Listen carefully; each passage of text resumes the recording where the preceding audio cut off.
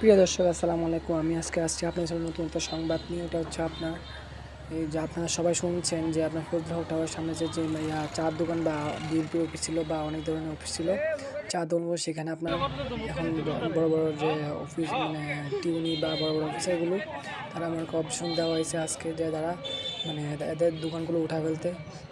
রাস্তাঘাটের সমস্যা হইতেছে, এখানে দমদম বেশি থাকে, এই কারণে জন্য এদেরকে করতে বলছে। আজকে সকাল কয়টা বাজে জানে এটা আপনার এগুলো উঠায় ফেলছে, এরা সবাই চলে গেছে। খুব দুঃখের বিষয়, এদেরকে আর পাওয়া যাবে না।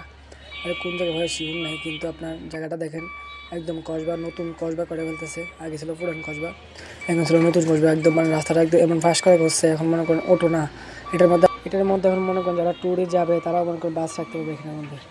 দেখেন সবাই এখন দেখে আছে এটা কীভাবে মাটি তুলতেছে, এটা কীভাবে ভাঙতেছে, এটাকে কীভাবে মনে করেন নতুন ভাঙার পরে নতুন করে করবে, এটা সবাই সমালোচনা করতেছে। সবাই দেখেন এই যে বালুগুলো দোকানগুলো ভাঙছে, এই দোকানগুলো ভাঙার যে বালুগুলো বিল্ডিংয়ের যে জিনিসপত্রগুলো এখানে আছে, এবং কি এটার মধ্যে এখন সবাই মনে করেন এই রাজমিস্ত্রি যারা কাজ করে বা বিল্ডিং কাজ করে তারা মনে করেন এই বালুগুলো ইটগুলো উঠাচ্ছে।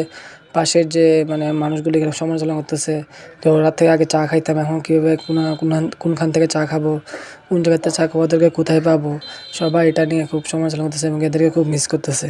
এবং এদেরকে খুব মিস করতেছে, বলতেছে যে এরা কীভাবে এদের থেকে কীভাবে চা খাবো, এখন ওদেরকে তো আর পাবো না। সবাই বলতেছে যে এখানে আগে কত আড্ডা মারতাম, চা চা খাইতাম, আড্ডা মারতাম।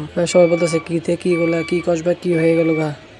সবাই বলতেছে আর এখানে চা খাওয়া মানে এখানে বসে বসে আর মনে করেন চা খেতে খেতে কথা বলতে পারবো না। সে এখানে আগে ডাব বেচতো, ডাবও আর পাবো না। আগে বসে বসে ডাব খাইতাম, দোকানে থাকতে দোকান থেকে অর্ডার দিতাম, যে ডাব আনে দিত।